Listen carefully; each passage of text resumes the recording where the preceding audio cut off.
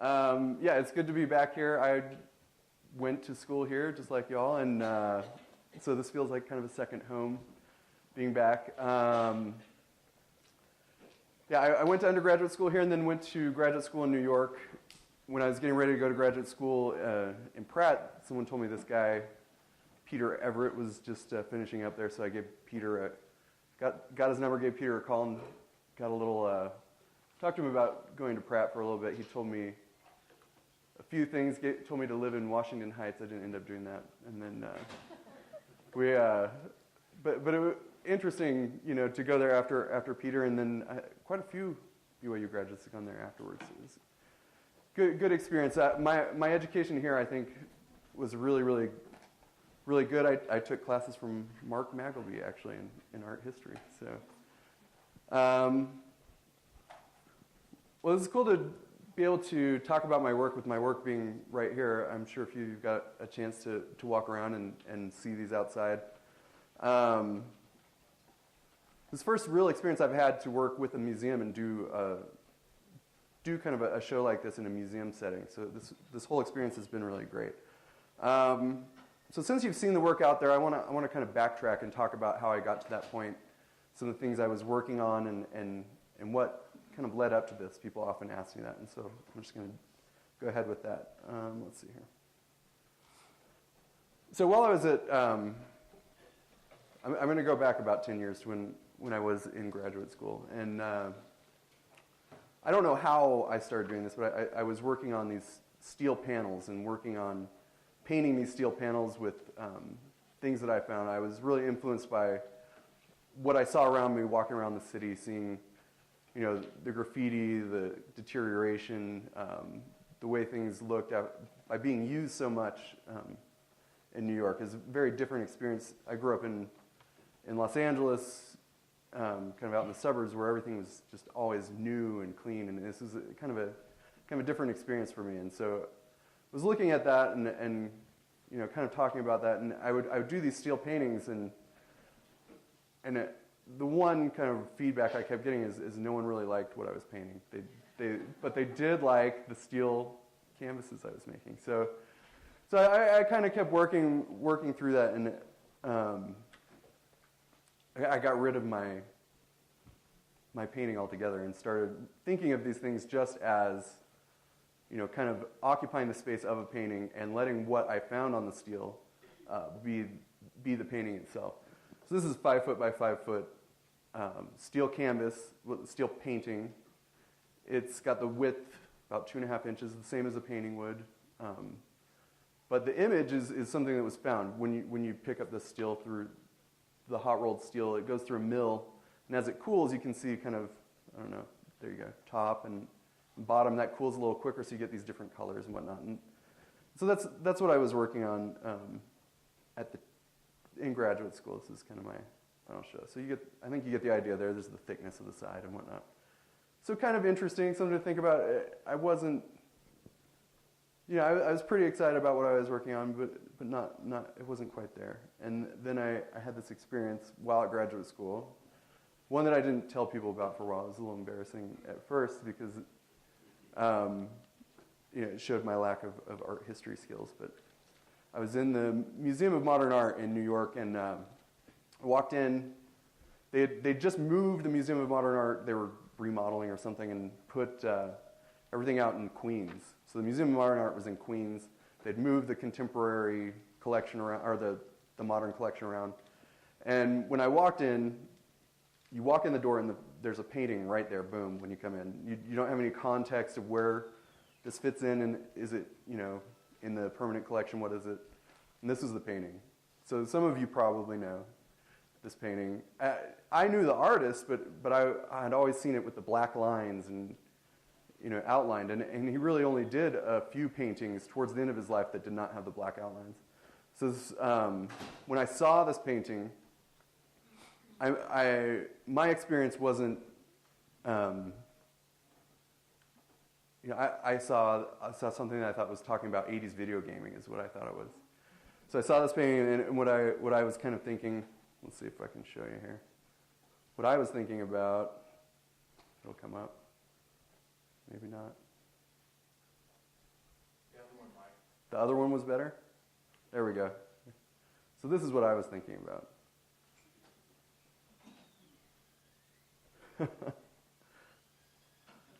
Okay. So, no, what's going on? Oh, you can hear that. Did I push too many? Yeah. What's going on? Yeah, I'm just going to leave it alone. There we go. All right, there you go, there you go. So this is what I was thinking. You can see the flashing lights, the grid. This is kind of my... This is what I thought it was about. And here, you'll be able to see it. Right? How do I make that big again? That one there. Okay. See, it doesn't seem like that. You see the grid, you see the flashing lights, these things. That was kind of my experience. And then I walked over and I looked at it, and I looked at the little information thing there and realized that this was not indeed about 1980s video games. This was painted in 1942, 43. This is like one of the last paintings that Mondrian ever painted in his life. Okay. So you get the point. Let me stop that now, if I can.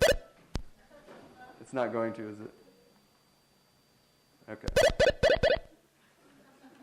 That didn't work as well as I'd planned. Okay. So Broadway Boogie Woogie. The painting was about a couple of things. It was about the grid of the city. So it was kind of about a grid. It was about the flashing lights of the city.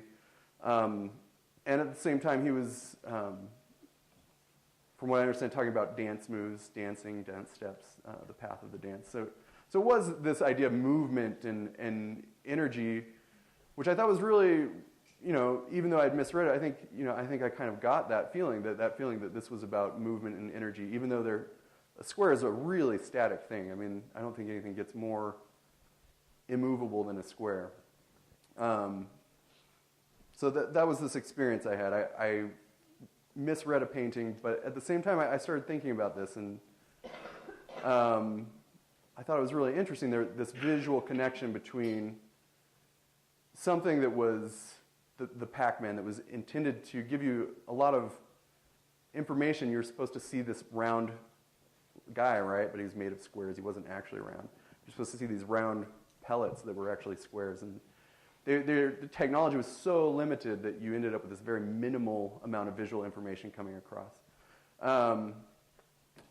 Piet Mondrian, kind of proto-minimalist, was doing really the same thing, but he was doing it on purpose. He was trying to take this experience of the city and reduce it to the absolute kind of essential elements of that.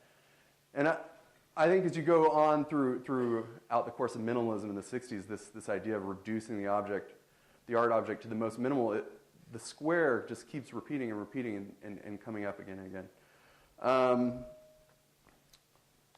The other work I was looking at the time, started thinking about this idea of minimalism, Donald Judd and his very kind of machined objects as well.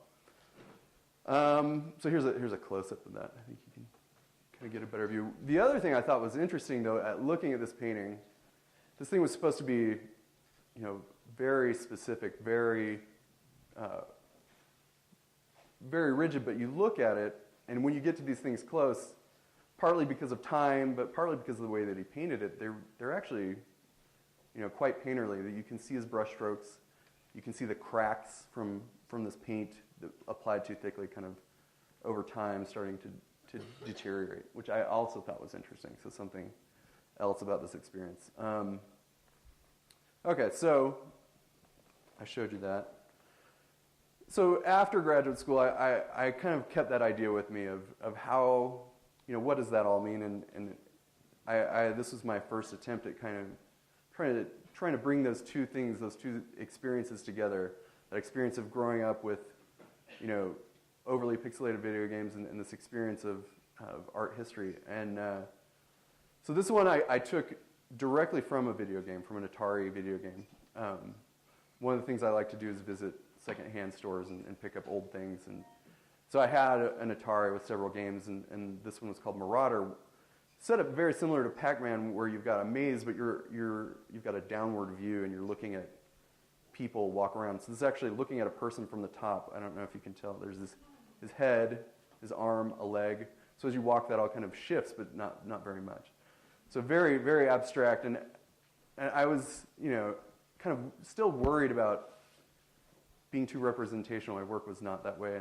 And so I wanted to I kind of slowly push my way into this. And then I started working with this idea. I was still working with that idea of the square as a painting. And this one, I think this is probably, for a few reasons, a real transitional piece. I had built this square canvas, but then I cut out a section of it and removed it. Back then, the way I would build all my stuff, I actually jigsawed these things out of sheets of steel. I don't know if you guys work with steel, but that takes a long time. And so I figured out all my pieces and put it together, and then painted it with automotive paint. And I had been painting. I showed you that one at the beginning. So this idea of paint wasn't totally new, but this way of doing it was kind of new. But I was thinking about these images that I was seeing, these video game images, and how they were these kind of solid colors. And so that's where I was going with that. Well, this one, let me go back a minute. So at the time, out of graduate school, and I'm trying to, figure out what I'm doing, talking to galleries, visiting, going to shows. And at the time, we had friends living in Denver, Colorado. And so one of the coolest new art galleries there was, what was it called at the time? I don't know. It was run by Ivar Zale, and so it was kind of this new space, and I kept going to every show he had, talking to him, and finally, after going there, I don't know how many times he asked me what I did. I told him I was an artist, and he said, bring a couple things by, and I brought this and a couple other pieces by, and it sat there for a good year, probably 6 months, years, a while. It seemed like a long time. And the curator from the Contemporary Museum there saw this piece and said how much she loved it, and the next thing I knew, I had a show. So that was pretty fantastic. So I started, as I worked on the show, I started kind of expanding on that idea of still kind of basic, working with the square and expanding the square, moving it around, but thinking about pixels. So you can see, these are steps. A T-shirt. This is called Favorite Tee.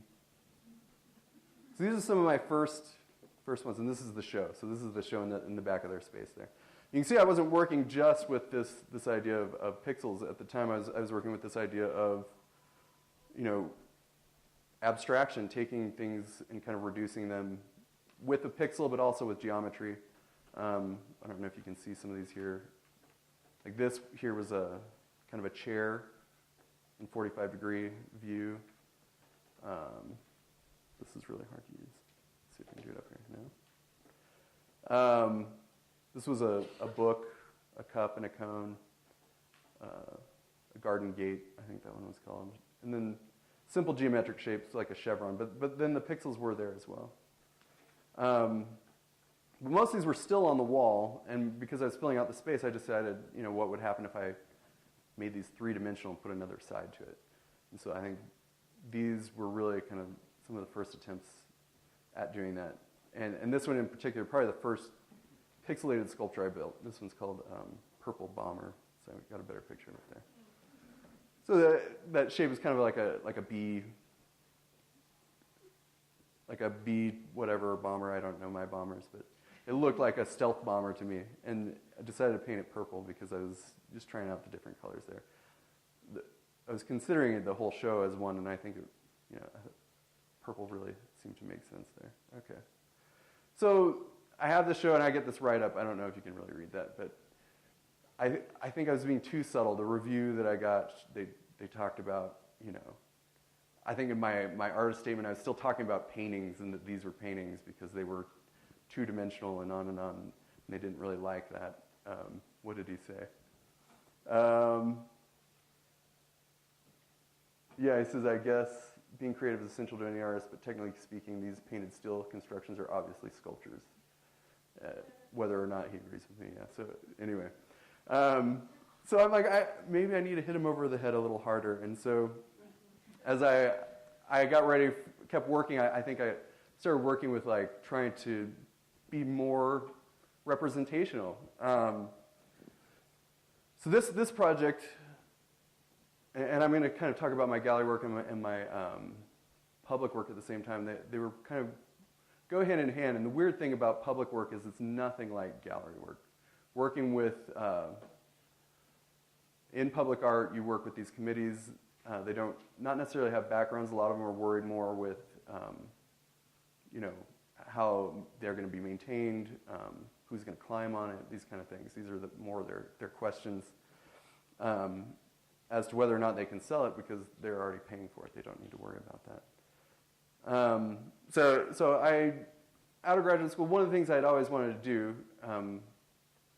one of my professors here did a lot of public art, and I really thought that would be an interesting way to do things. And so I started sending out these applications just like crazy.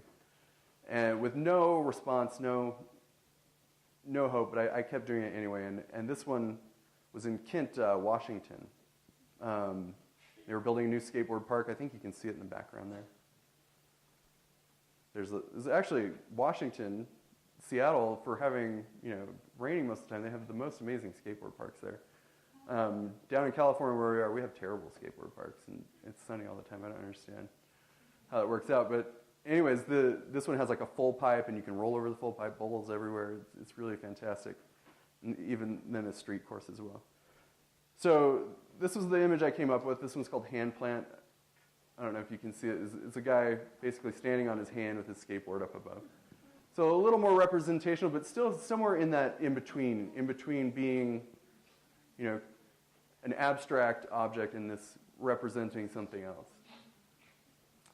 So this was an interesting project. My first project, I was really excited to get it, and I went way overboard. It was very low budget, but I decided I'm going to take this budget, I'm going to make this project, into my kind of showcase. And so I did all kinds of things. It wasn't the only project there. I had this spider there. There was a climbing wall that was next to that.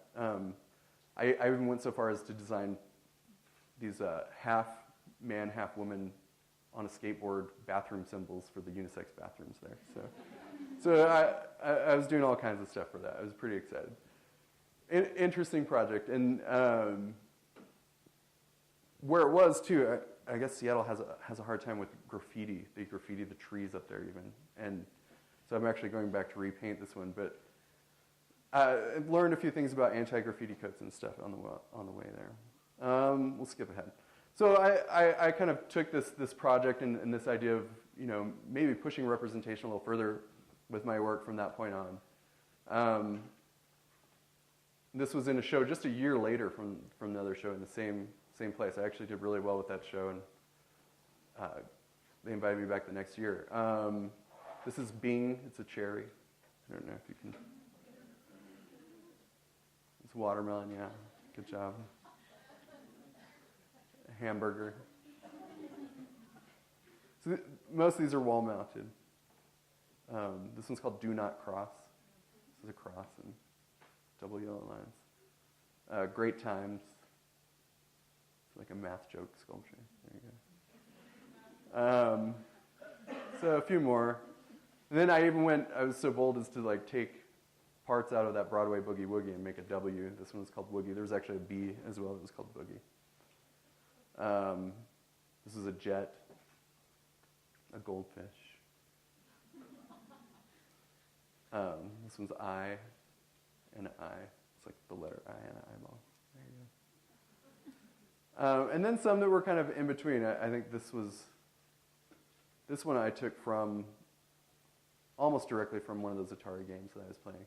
But then the finish on this is a little different from the other ones where there are these kind of single paint, whether they're, these I think are a little more broken up, but this was kind of two colors on top of each other. So I told you about my influence with minimalism and with video gaming, but I think the paint is kind of almost the separate element. I think I justify that it ties in because it does kind of show the sense of history, and I'm working with these kind of older ideas. But where I get the idea for, let's see if I can skip. Well, we'll show you these other ones. I'll talk about that in a minute. Where I get my ideas for those is mostly, though, looking at old pickup trucks or things that have been painted, and as time goes on, they kind of their surfaces change. These you've noticed out there probably, Buck and Doe. A couple years later, I had another show and decided to kind of have even a tighter theme. The other one is doing all these objects, and I decided to kind of just do things that you would see if you went for a walk in the park. So Buck and Doe, and there were two people as well, Pinky and Mr. Green, some rabbits and things like that. This is Birdie. He's out there as well. Birdie came about as kind of a different kind of situation.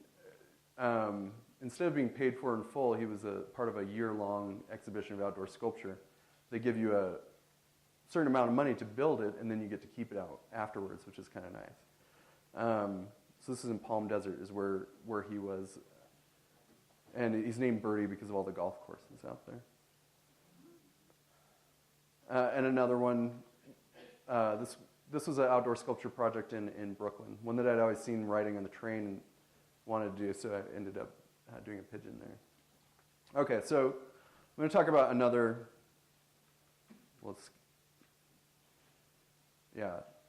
So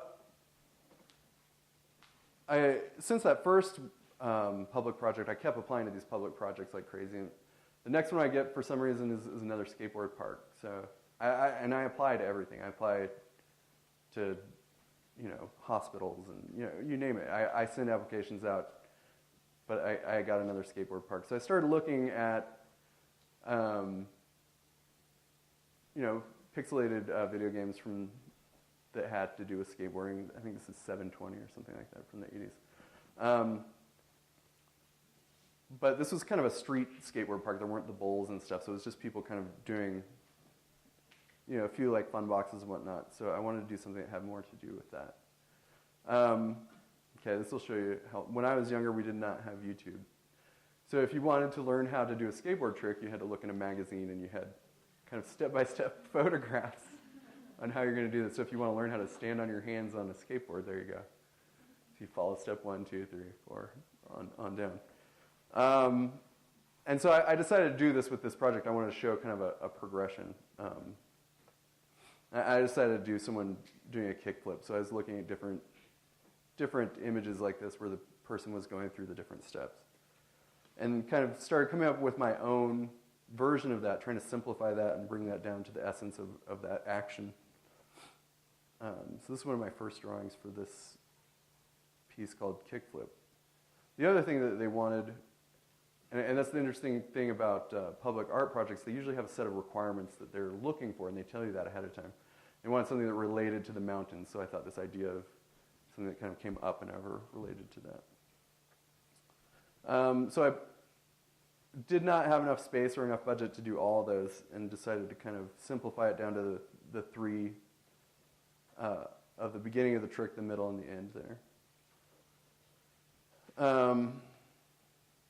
As you can see, public art is interesting. It's not you just kind of do it and set it down. You've got to work with a lot of people, and there's a lot more that goes into it. You've got to get drawings approved and get materials approved and how it's going to be built and on and on.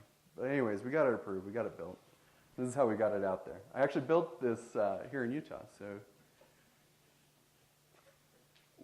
and the other one as well. A lot of my big ones, the way I'm able to do these, I've got a friend in just out in Pleasant Grove there who lends me his shop once in a while to build these things. So we got them out there. They had a nice big crane there. Started putting them in.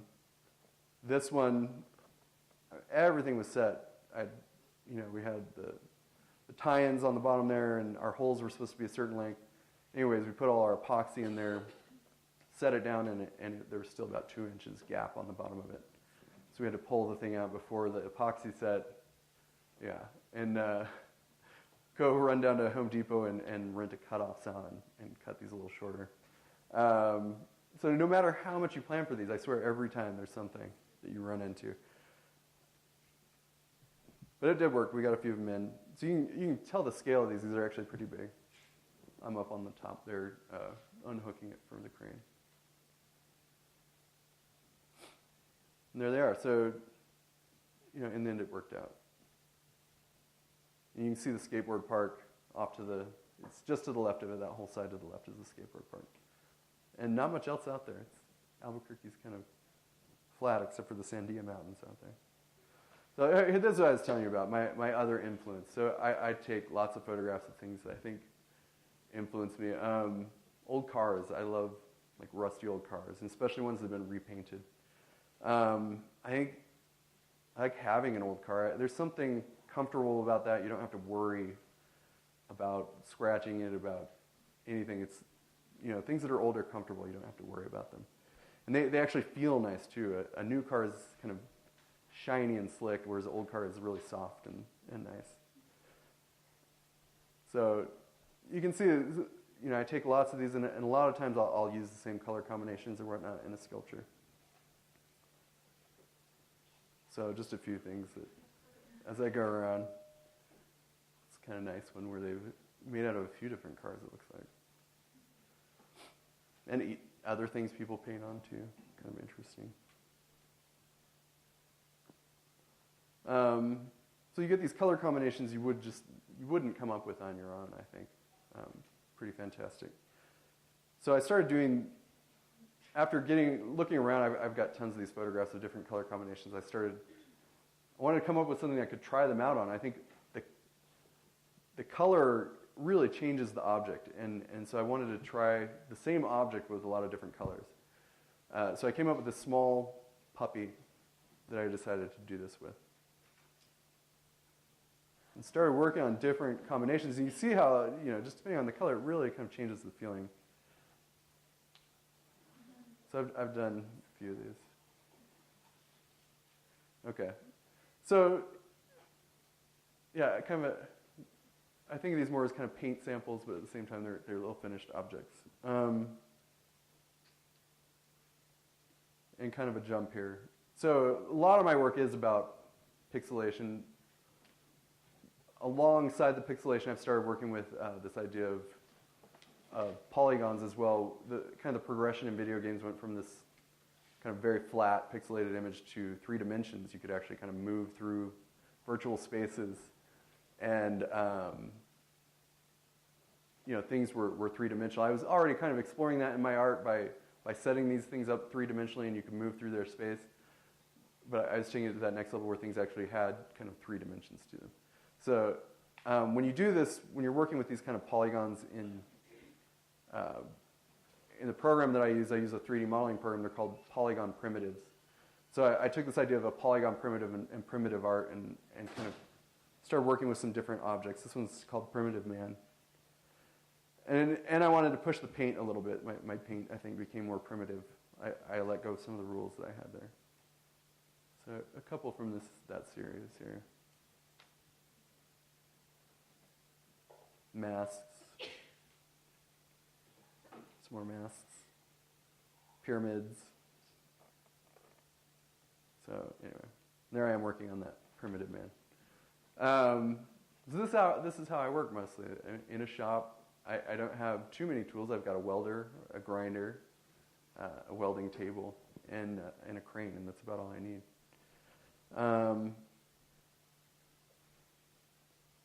So let's see here. So I'll talk a little bit. We'll get back up a little bit and talk about public art a little bit.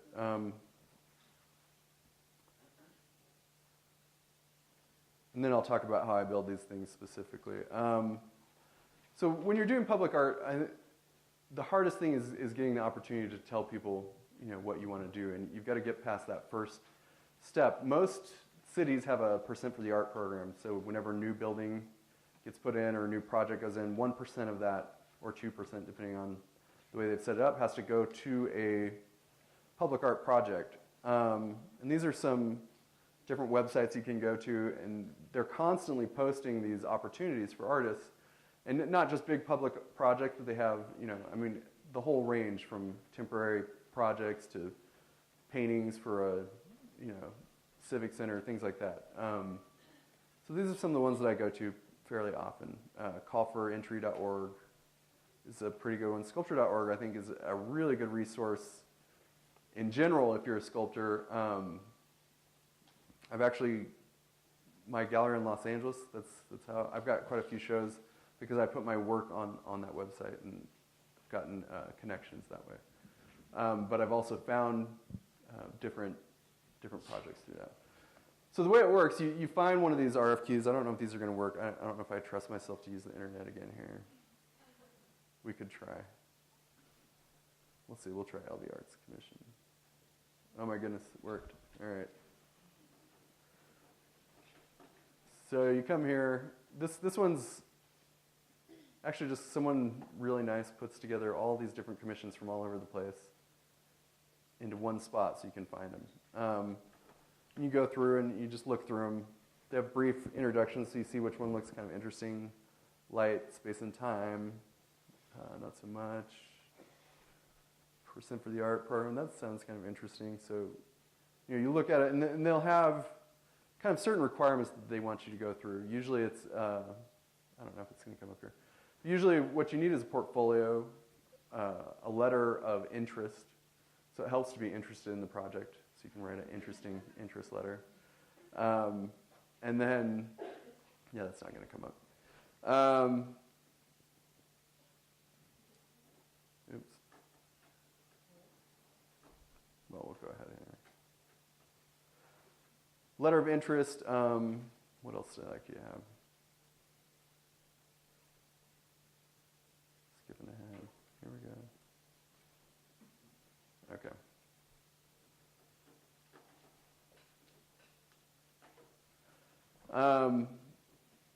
So letter of interest, they want your qualifications, so a resume. I think, as an artist, you guys all need to have that all set up. And mostly what they look at, though, is your portfolio. And I think one of the ways I got started was one through my portfolio and one through my resume accidentally. If you want to build something big and you want someone to pay for it, you have to build it first without anyone paying for it, I think. You've got to show them that you can do this. It's like any job. Before you can get the job, you have to show them you can do it. You have to have experience before you can get the experience. I don't know why it works that way, but that's how it works. So, I was building bigger things, and I had some things in my portfolio that I'd just kind of done on my own. And then with that first one, they actually misread, like I had a project at in the little cases in the airport, and I wrote that I'd done this project at Denver International Airport, and they thought I had done like public art projects, so I had the experience in their mind. So dumb luck too, I think, helps sometimes. So going back to Denver again, there was a public project. This one came about a little bit differently. Since I had done a few projects already, I actually got invited to give a proposal. So I got to skip all the other steps, which was really nice. And it was for the River North District in Denver by the ballpark there. I don't know if you've ever been there. Intersection of Broadway and Larimer is where it ended up being. And they call that district, it's River North, but they call it Rhino for short. So I started thinking about this idea of making a rhinoceros sculpture. And there were actually two projects. So here we go. So I started looking at rhinoceroses, and I'll show you how I work. Here you go. So when I draw, I don't draw in a sketchbook. I go onto my computer to paint. Yeah. And I blow it up 800%, and I just start drawing one pixel at a time. So I've got pages and pages, and you can see it, they start out sometimes. This is my attempt at making a super simplified rhinoceros, but they're still a little complicated, and I try to reduce it until it gets, a lot more simple. I think the one on the top is a little more successful. So you kind of get the basic idea, but not so representational. And this is kind of what I ended up with there.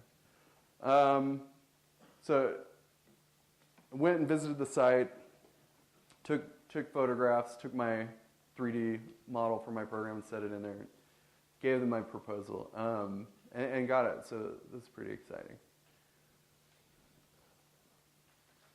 And I'll show you how we build these things a little bit here. So each side of that is one sheet of steel. And I lay those out with the bottom. So one side, we do it on the side. So one of the faces really is laying down on horses and some I-beams there. And I just attach one little side at a time and go around tacking that until I've got everything together and we can put the other face or top on. Since all those outside welds are going to be ground off, I've got to make sure this thing is really strong, not just from the outside, but from the inside. So I actually get inside and I'll weld it, seams at a time. So go 6 inches, skip a foot, do another 6 inches, kind of all the way around. And then weld them up from the outside and grind it down. So each one, they're pretty, as far as how long it takes to put them together, they're pretty involved, a lot of labor. And then we paint them and move them. And this is him. I like this. We couldn't figure out how to get him out there. We were looking at different shipping companies, and for some reason at the time, everyone had really high rates. So we rented one of those utility equipment trailers. You haul your tractor on these things, I guess. So we put him on the tractor hauler there, pulled him out. Yeah, we were at the gas station. We got a lot of questions every time we stopped there. And then get him into place. There he is. So, worked out.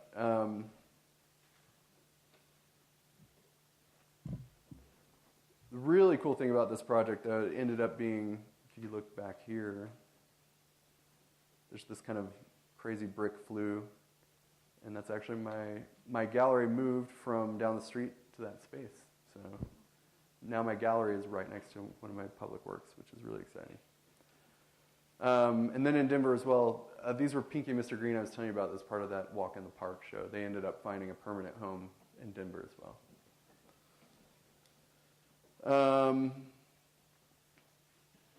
So more public work, another skateboard park. I'm good at getting those, I guess. This was at an airfield in Marfa Lake up in Seattle. And they had converted the airstrip to a park, so they wanted something that had to do with the theme of flying. So this one is called Nose Grab. So it's a guy grabbing the nose of his skateboard. I don't know if you can tell that.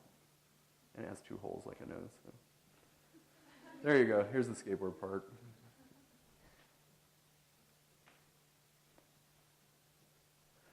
And this, I'm going to show you, I don't usually show this, but I think this kind of gives you a better idea of what the whole public art process is kind of like sometimes. You've got to work in these teams. Everyone kind of has different ideas. This is a teaching residency I did in Long Beach, California. It was really interesting. They had set up a program where you teach 3rd graders how to develop public art proposals. So it sounds crazy, and it kind of was crazy. But it was really interesting, and these kids work in groups of 5. They spend half a semester visiting public art, and then the teaching artists come in, and we actually visit 3 sites. They pick in groups of 5, trying to get 5 3rd graders to agree. You select one site, and then they work together to decide what they're going to build. What would they build? If they could build anything in there, what are they going to do? And a lot of them being in Long Beach, so close to the beach, this idea of sea creatures kind of came up again and again. This guy's built a sand castle with the thing. You can see the sea creatures again, real cute things kids make. But to make this as an actual public art project, kind of, I don't know, that would be pretty crazy. They wanted to make a world with a rainbow slide and all this stuff. Really creative stuff. Pretty fun to watch them work together. This is one of my favorites. I think they actually really worked together to kind of bring their ideas together. They wanted to make They actually started by coming up with a story that they wrote together about a dinosaur and a dragon that were riding on the bus together, and this crazy pigeon that flew in and like messed up their game of checkers and all this kind of stuff. But then they decided to all be friends in the end, and they actually wrote the story out. So their location they chose was a bus stop, and they're going to write the story on the back of the bus stop. They actually had solar panels figured out on the top because it was going to play this music, and there was a place to play checkers and sculptures of these animals that were in this story. Pretty interesting.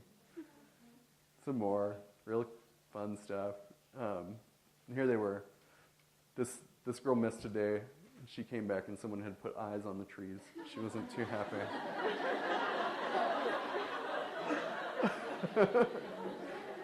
So, yeah. And then this is another group. They look real nice picture, right? Real easy to work with kids, yeah. It's not all of them in the picture. This is really how it is. Yeah. So interesting. Well, anyways, once we got the project, they actually took these projects and presented them to a real arts board they had. Someone from the city, someone from the Long Beach Transit. They had someone from the arts department, everything. And they made a budget. They went through the whole thing, and they selected 2 finalists that those were their that they had won the project basically. And then they had a budget to make this project come to reality. Well, the problem was, if you look at some of those, like the bus stop one, where'd it go? The Long Beach Transit was the one that was going to go ahead and do it, but they didn't want anything on the awnings. You couldn't touch the awnings. You couldn't touch the seats. You couldn't touch anything that they put in there. So, it ruined everything. And this isn't one that was selected. The one that was selected was called Sea Dreams, and it was all about sea creatures. They were actually going to turn the awning into a turtle and all this kind of stuff. But there's no way we could do it. So they had the teaching artists kind of come up with proposals and ways that we could kind of incorporate the kids' ideas into a public artwork that was going to work out. So, after seeing all these drawings the kids had done, the preparatory drawings and these little things they had made, I wanted to somehow really include that in the final project. So I decided to make some pixelated sea creatures like they were making, but then have them be able to put their drawings directly on it. So I made these concrete forms. It's hard to see here, but it's right across the street from the school, and it's in front of the 7-Eleven there. Made these concrete forms, and then ended up putting tiles that the kids had painted their own seascapes on. So I did like an octopus, a turtle, and a whale. So you can see that we didn't put anything on the awnings. We left that all alone. But the kids were able to kind of have something that they owned, and it was out there. So there we go. So interesting experience. And then I took the whale, and I made my own. Okay. Oh, and then painting. So sometimes some of these things I'm drawing in the paint are not really something you could make out of as a sculpture, but they're kind of interesting. And so this is where my painting kind of comes in. I do these paintings based on my paint drawings. And then I paint on other things as well with my paint drawings. But doing the public art, I started thinking about, this idea of, you're given this space, like the bus stop or the skateboard park, and you have no control over that space. You have to react to that space. And I wanted to start doing that with my painting as well. So I started finding these predetermined landscape paintings, and, what would I put in that landscape if I was going to put some public art there? So I got to kind of react to the space, put things in space. So things like that. Skull. So, kind of. So, I'm always working on a lot of different projects in a new way to show everything at the same time. Don't usually necessarily show it all, but always got something going on. So this kind of continuation of that walk in the park idea, but on a smaller scale, more kind of gallery-sized scale. Again, making kind of animals and things that you'd find in nature, but putting them in a space. So this was at Edward Cella Art and Architecture, across from the LA County Museum of Art in Los Angeles there. I was given a space, and not too big a space, but got to make these like little squirrels and rabbits and mushrooms and birds. And then again, the kind of the polygon things in there as well. A little close up of that. And I've kind of continued this. I did another project similar to this in Colorado Springs this last year. There's some of the pieces for that show. The skunk and some more squirrels and rabbits and flowers and whatnot. And here they are in that space. So with other artists, some interesting stuff. And then this show, here we are, back to BYU. So when I got the opportunity to do this show, I was really excited. Having gone to school here, the idea of doing a show in the museum I was over the moon, and really excited and really wanted to kind of go all out. So when I had first done this bird, I had actually drawn him up. I'd drawn two birds together and proposed this, but didn't end up getting that project. And so finally got to make his friend there. They were called bird friends when I had designed them. So now they are bird friends. He's not lonely anymore, little birdie. But here, just showing you again kind of how these things get put together. They're the individual sheets. And I'm inside. You can see my shoes there. My safety shoes. In there welding. And then, again, just some drawings. And this is a little better, gives you a little better idea how they're put together. So that's that face down first. You can see the second face, and then all the sides are in this bundle here. So all those sides individually are going to be put together one at a time. And you see most of my equipment as well. These pole clamps hold all the sides on while I get them in place, and then tack them together, and then weld it all up once it's all put together. There I am inside again. Most of my pictures of me working are inside. I don't know why. All right. And there we are. So not everything, but it gives you an idea of where my ideas come from and what I've been working on. Oh, I'll show you some things I've just been doing recently. How about that?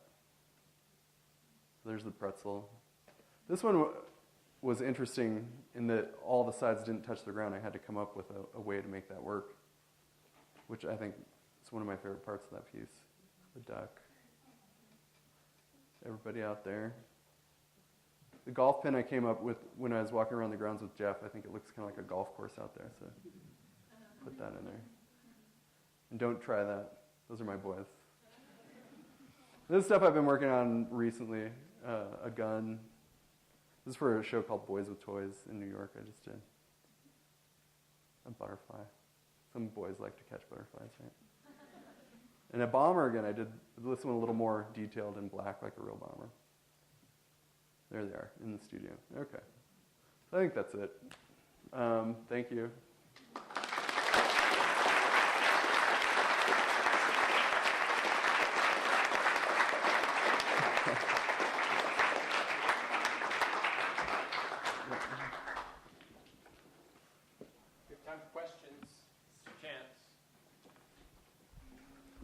Question? I just wonder. Oh, I've got a loud voice. I wondered if in the use of the pixelation, seeing how that with me, I remember playing the Atari, and I remember the old games. Do you find that there's a generation gap between those that really get it and those that are kind of it takes it a little while to okay. I see what's going on. I wondered how it's received and if there's a certain audience that really just is like, oh my gosh, I totally understand where that's coming from, and others that from maybe younger crowd that kind of takes them a while. Yeah, I can think of an experience specifically with my brother who's 10 years younger than I am. We're playing, is that working again? Yeah. I have to stand over here. That's working? Okay. We were playing slot racers on the Atari, and he was getting really frustrated because I was just kicking his butt. And I said, he's like, how do you do this? I said, you're the car, you just shoot the other car. And he's like, there's no car, it's just squares. So that's only 10 years difference. So Generally, though, I think boys tend to get it sometimes quicker. Is that on?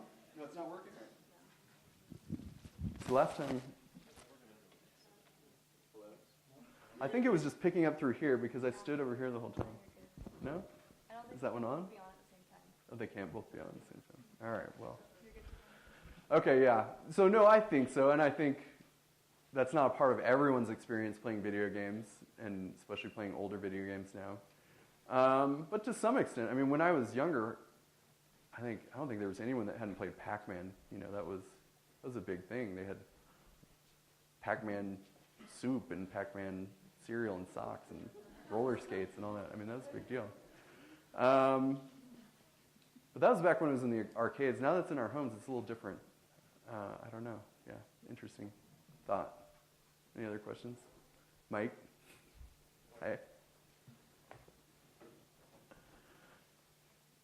I know Mike. We went to school.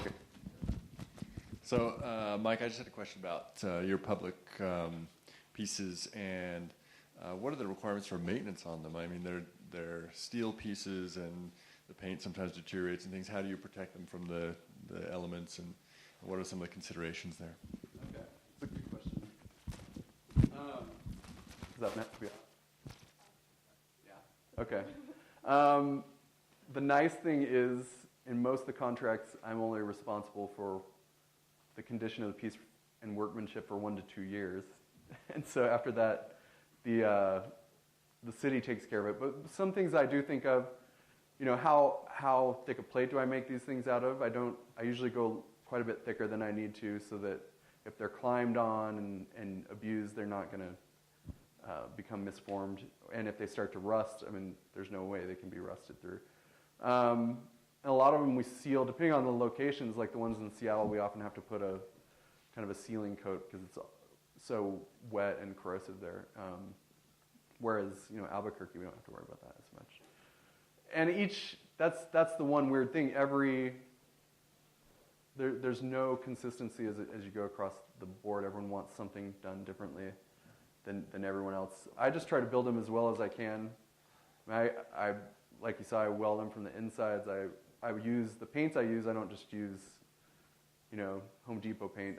I go grab the industrial or the high-end automotive finishes. So, yeah.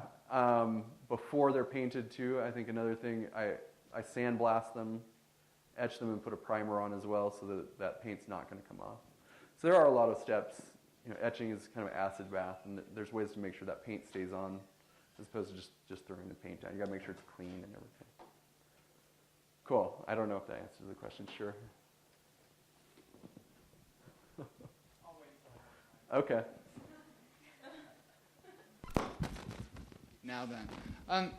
So you talked about being inspired by modernism and minimalism, yeah. But considering, you know, the lofty and really serious aspirations of those movements, your work almost feels in a way like a critique of that kind of mood. How do you think about that, and how do you account for that?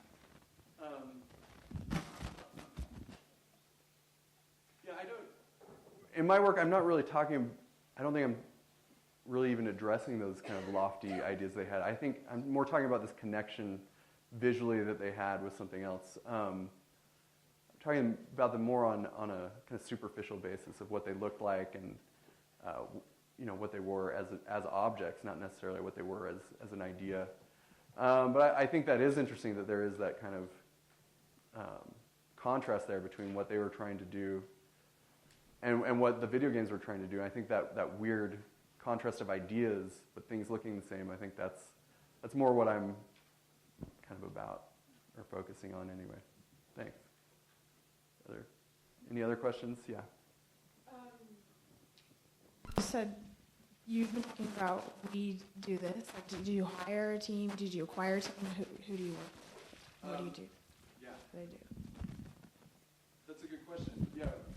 The interesting thing about public work is it's not a one-man project anymore. There's no way that you can build a 10,000-pound sculpture by yourself. It's just not feasible. And so I have people that help me, Chad Radmull and those guys. I have anybody I can get to help, really. I'll have my brothers help. I'll have anybody help with these larger pieces, just because, of the size and the weight and all that oftentimes needs someone to help out. For the most part, I do my own work, which is actually kind of strange for people that do public work. They usually expect you to hire a fabricator, someone to do all the work and just build it for you, and then you put it there. And you just came up with the idea. I kind of like putting them together myself, and then I get to keep what the fabricator would have kept. So, yeah. I can just talk loud. Great. So I might have missed this because I came in late, but I've noticed a lot of them look really kind of rustic. Yeah. Like scratched them or like sand off the corners. Is that intentional? Do you want them to kind of look like they've been there a while? Absolutely, yeah. And like I was talking about the paint, I look at, I like objects that are kind of older pickup trucks, things where the paint looks that way. Part of it is talking about kind of the history of the ideas of these objects, and part of it, I think that they feel more comfortable to me that way. I don't have to worry about them so much. And the way I do it, I think to get that to happen, I use a lot of different things. I think to get something to look like it's been worn, it actually kind of has to go through that process. So I don't just use one object on them. I'll use bricks and rocks. I'll actually push them around, bump things into them, sand them. I think the more kind of ways I do that, and the longer they sit out and kind of get used, it looks and feels better, more natural. Yeah.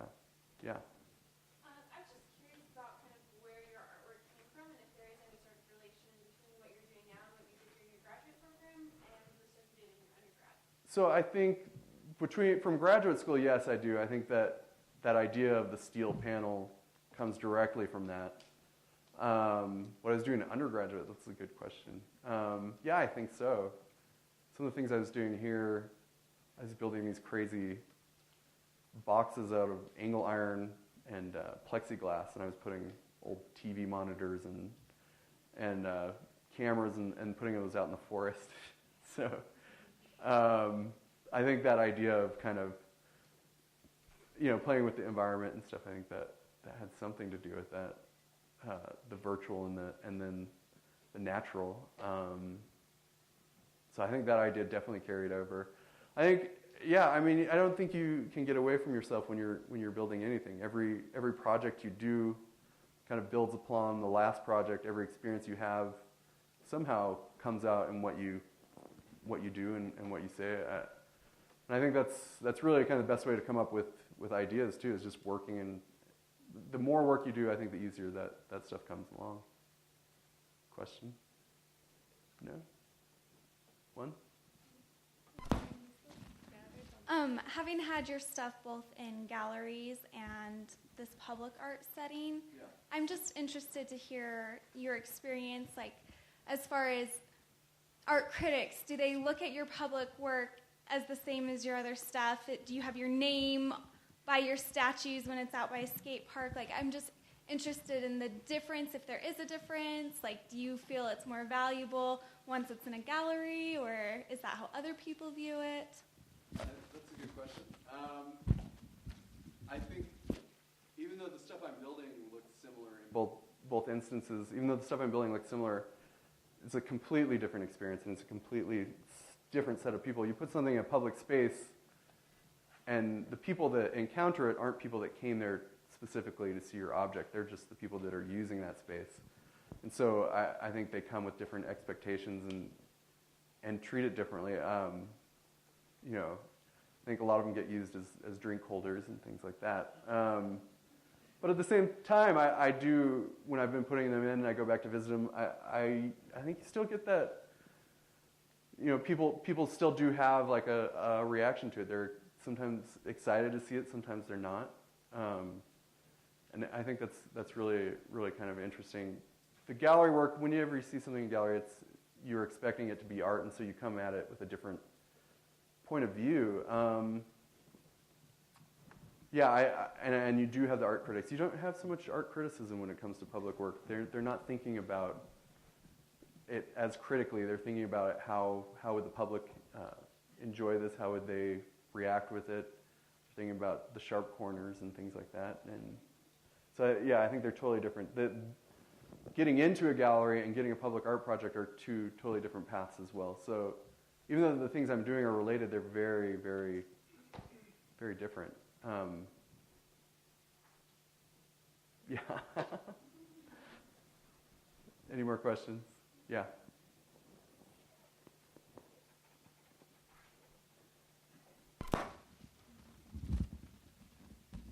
This isn't really a question, but it sounds like, as an artist, you love working with steel, automotive paint, and you love Pac-Man.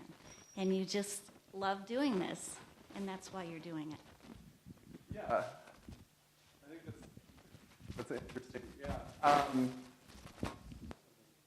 Part of that transition that I didn't talk about from what I was doing in graduate school to what I was doing afterwards with the paint was really I had a kind of a pause there in my art output and kind of started thinking about things that art I saw and what did I like about it and what, you know, and I wanted to make something that I liked. So instead of just something that sounded good in an MFA thesis. And so, yeah, I think this idea of color really kind of came back. Yeah, I enjoy color a lot. I enjoy, you know, all these different things, and I think it is kind of combining all these elements that I like. I think that makes anything easier. When you're interested in it, you can really pursue that, yeah. No more questions? Any more questions? Thanks for coming.